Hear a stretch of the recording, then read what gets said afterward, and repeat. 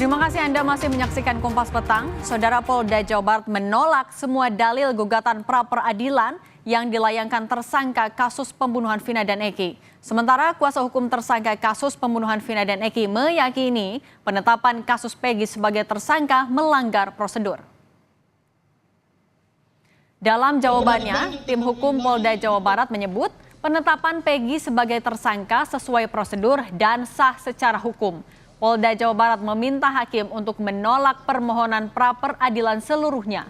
Tim hukum Polda Jabar ungkap hasil pencocokan wajah dan sidik jari Peggy dengan tersangka pembunuhan Vina di atas 90% identik.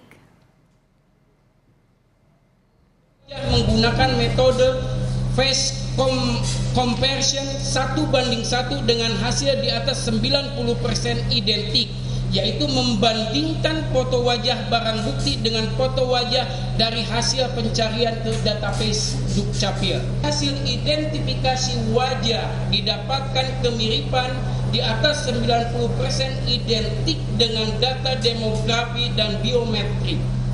Perbandingan 12 titik persamaan sidik jari sesuai antara sidik jari dari AK23 dan dari database KTP elektronik Dukcapil. Sementara kuasa hukum Peggy Setiawan menegaskan proses penetapan tersangka Peggy Setiawan tidak sesuai prosedur. Dalam sidang pra-peradilan hari ini, kuasa hukum Peggy Setiawan mempertanyakan prosedur gelar perkara yang dilakukan polisi. Karena polisi diduga tidak pernah melakukan pemeriksaan sebagai tersangka. Bahkan sejak ditetapkan sebagai DPO hingga ditangkap polisi, Peggy tidak pernah diperiksa sebagai saksi kasus pembunuhan Vina dan Eki. Peradilan perkara Akut tidak sah karena tidak didukung oleh dua alat bukti yang cukup dan cara mendapatkan alat bukti tersebut unprocedural. Rangkaian dalil yang disampaikan termohon bertentangan dengan fakta yang sebenarnya, di mana pemohon pada awalnya tidak pernah diperiksa sebagai tersangka, kemudian dijadikan masuk dalam DPO dan dipaksakan menjadi tersangka. Padahal tidak pernah ada bukti maupun petunjuk yang mengarah kepada pemohon sebagai pelaku tindak pidana sebagaimana dituduhkan dalam perkara AKO. Ibu Peggy Setiawan, Kartini, yang hadir menyaksikan sidang pra-peradilan Peggy hari ini, tetap optimistis Peggy menang dan bisa dibebaskan sebagai tersangka kasus pembunuhan Vina. Kartini masih meyakini anaknya tidak terlibat dalam kasus pembunuhan Vina dan Eki. Saya sebagai seorang ibu, semoga Peggy cepat bebas. Amin. Amin. Ya. Amin. Katanya bisa diikutin sidang Ya, saya mah ya optimis aja, optimis supaya Peggy bebas.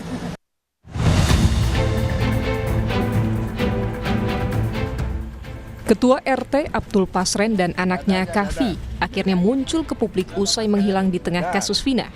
Pasren, sosok yang dinilai sebagai saksi kunci yang menjelaskan soal keberadaan para terpidana saat peristiwa pembunuhan Vina Eki terjadi. Kemunculan Pasren bertepatan saat sidang pra-peradilan Peggy Setiawan sebagai tersangka. Pasren dan anaknya hanya berada di dalam mobil dan menggunakan masker saat muncul ke publik. Kuasa hukum mengakui keberadaan Pasren dan anaknya sengaja dirahasiakan karena keduanya mengalami trauma dan takut sejak kasus pembunuhan Vina 8 tahun silam kembali diselidiki polisi. Beberapa kali media mohon maaf, bukannya beliau tidak mau menemui media, karena beliau saat ini masih sifatnya trauma. Karena banyaknya tadi orang tidak dikenal. Jangan-jangan bukan media seperti itu loh. Jangan-jangan ada oknum-oknum preman. Kita kan nggak tahu nih. Mengatasnamakan media, mengatasnamakan rekan-rekan sekalian, padahal dia adalah oknum. Terkait dengan keberadaan beliau ini, kita rahasiakan tempatnya, mengingat situasinya lagi tidak kondusif saat ini, seperti itu. Sudah daftar ke LPSK mungkin, Pak? Itu rahasia. Pasren dan anaknya terakhir terlihat oleh warga sekitar usai keduanya menjadi saksi dalam olah tempat kejadian perkara yang dilakukan polisi di rumahnya dengan 5 tersangka kasus pembunuhan Vina yang kini telah menjadi narapidana. Kesaksian Pasren kepada polisi dipertanyakan para narapidana karena Pasren tidak mengakui kelima terpidana kasus Vina berada di rumahnya dengan anaknya Kahfi pada malam Vina dan Eki dibunuh. Sementara keluarga narapidana telah melaporkan Pasren ke Bareskrim Polri atas dugaan kesaksian palsu. Tim Liputan, Kompas TV.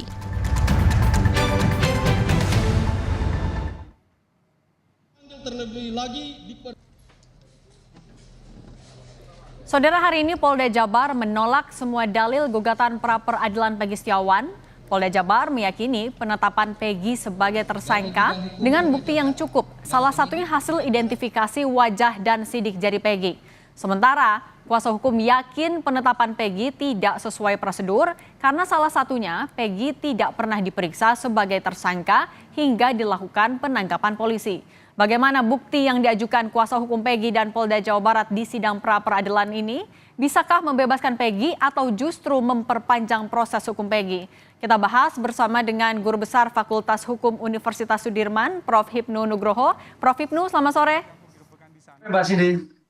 Prof. Hipnu, di pra-peradilan hari ini apa saja yang Anda cermati yang tampaknya menarik ini? Mulai ada adu bukti, kemudian juga dari Polda Jabar menolak semua dalil. Apa yang Anda cermati, Prof? Ya, jadi dalam hal jawaban Polda Jawa Barat kita apresiasi karena pendekatan saintifik. Artinya apa? Yang satu-satunya kunci adalah sidik jari. Tadi dinyatakan sidik jari adalah identik. Sidik jari atau dengan ilmu daktiloskopi, ini tingkat hasil penelitian itu 2 juta orang baru mungkin sama, Mbak. Jadi kalau itu memang sama, ada identifikasi, berarti akurat yang sekarang ini dilakukan penangkapan. Itu satu. Kemudian identifikasi yang lain adalah foto. Kalau foto sih mungkin agak bisa samar-samar lah. Foto kan bisa diedit dan sebagainya. Kalau nilai juga agak sulit. Nilai itu juga bisa berubah.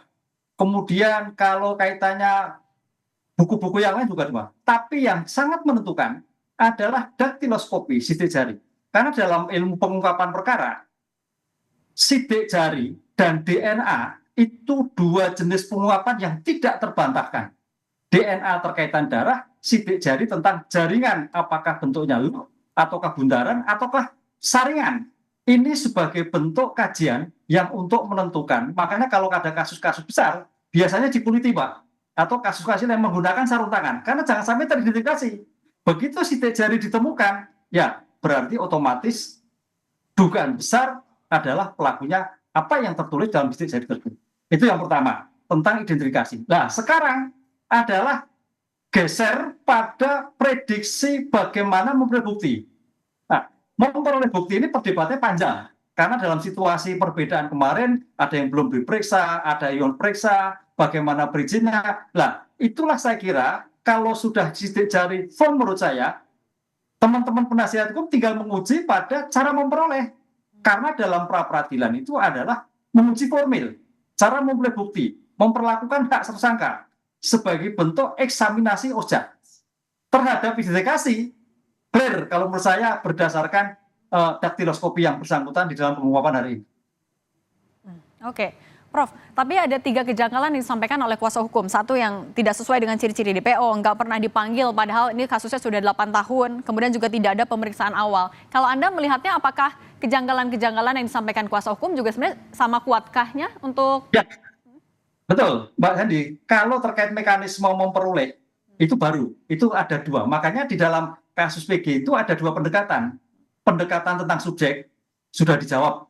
Ini kalau saya dari kajian kriminalistik, ya cukuplah itu. Untuk menentukan bahwa itu betul. Tapi dari kacamata untuk menentukan, lah ini problem. Itulah yang saya kira nanti teman-teman penasihat hukum bisa mengelaborasi apakah Polda Jawa Barat dalam rangka menentukan bukti si Peggy Setiawan itu melakukan dengan betul-betul dengan cermat, memperlakukan dengan syarat objektif subjektif, syarat formal dan material, termasuk misalkan bagaimana penggeledahannya, bagaimana penyidikannya, bagaimana penentuan tersangkanya. Itu justru di dalam penentuan bagaimana pra-peradilan. Tapi masalah identifikasi adalah sebenarnya bukan pra-peradilan, tapi menjadi ujung pokok. Karena jangan sampai terjadi suatu kesalahan.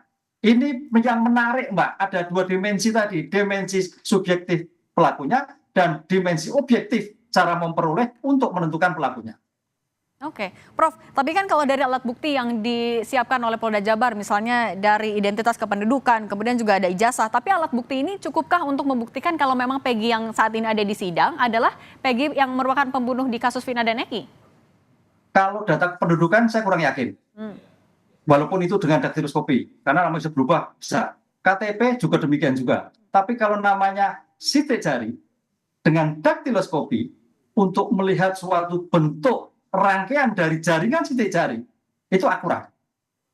Tidak terbantahkan. Dari semua kasus penghilangan jejak, Mbak, begitu ditemukan sidik jari, gampang menentukan. Karena tadi saya katakan, pengungkapan dengan sidik jari itu merupakan sebuah optimal. Yang kedua adalah DNA. Itu sidik jari. Makanya pendekatan yang kedua tergantung bagaimana cara memperoleh ini. Cara mendapatkan, cara menentukan. Karena kalau dalam pra-peradilan, apa itu penyidikan?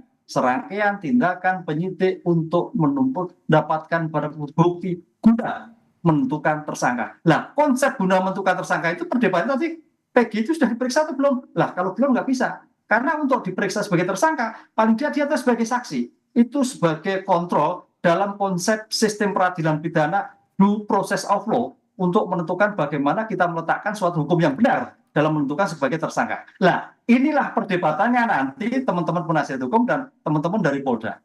Oke, artinya kalau Prof. Hipnu melihat dari jalannya sidang pra-peradilan sejauh ini, apakah bisa diprediksi artinya hakim akan menolak permohonan dari tim kuasa hukum Peggy? Belum. Kalau identifikasinya sudah. Tapi mekanisme untuk mendapatkan suatu bukti penentuan, ini ada problem. Kan sejak kemarin kita lakukan bahwa pra-peradilan ini tidak seperti pra-peradilan yang lain. Kalau pra-peradilan yang lain itu adalah identifikasi tersangkanya jelas, sudah tidak bantahkan. Nah, dalam kasus Peggy, identitas tersangkanya adalah DPO. Ini jadi problem. Nah, sekarang pertanyaan, DPO itu betul atau tidak? Ini mencoba teman-teman polisi membuat suatu daktiloskopi. Pertanyaannya, apakah pengujian benar atau tidak? Wassalam. Oleh karena itu sebetulnya di sini juga nanti dalam pengujian lab 4 itu ada pembanding lagi sebetulnya. Ini kan menurut penuntut penyidik bahwa itu betul Peggy. Bisa nggak penasihat hukum uji ulang? Oh, bisa sekali. Karena namanya suatu keterangan itu bisa memberatkan dan meringankan. Seperti kaitannya dengan otopsi juga bisa diotopsi ulang. Karena konsep untuk menyandingkan bahwa apa yang dilakukan itu betul dalam suatu kajian saintifik. Oke, baik. Kita lihat nanti artinya jalannya sidang pra-peradilan Peggy. Terima kasih banyak Guru Besar FH Universitas Sudirman, Prof. Hipnu Nugroho sudah berbagi dengan kami di Kompas Petang. Sehat selalu, Prof. Matur nuwun.